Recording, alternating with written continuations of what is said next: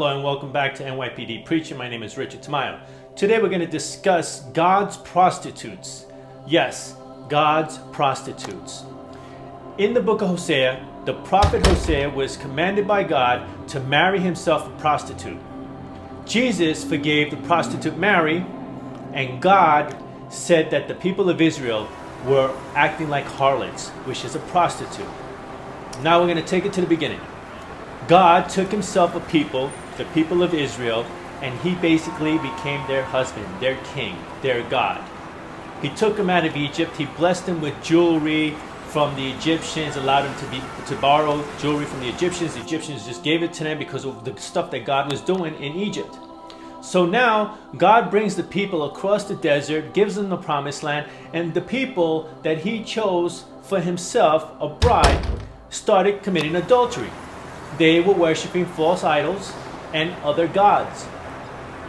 So God told the prophet Hosea in the Bible, the book of Hosea, to marry Gomer, who was a prostitute, so that God can show the prophet how and what it was like to have a people like the people of Israel and have them as his own.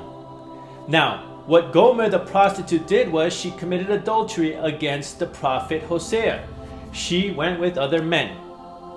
But God told the prophet, continue to chase her down, continue to love her, have children with her, and God was trying to show his love for his people.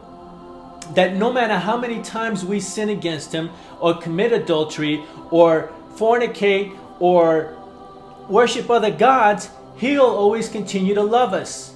And he had to show Hosea the prophet what that was like.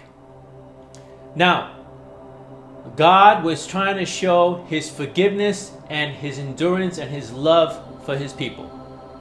Now, Jesus forgave Mary, the prostitute, who was a harlot. That's what they called back then. She was about to get judged and stoned to death by the Jewish leaders. Now, Jesus came and said, if any of those that have not sinned against God's law, basically, go ahead and throw the first stone. Let them cast the first stone. So Jesus stooped down and wrote with his finger on the ground, which is made out of stone. He even stooped down the second time and wrote with his finger to complete what I believe were the 10 commandments, but 2 sets of tablets. So when he stooped down the second time, he was writing with God's finger on the ground, showing these men of Israel that they were about to stone a prostitute, and they themselves were acting like prostitutes.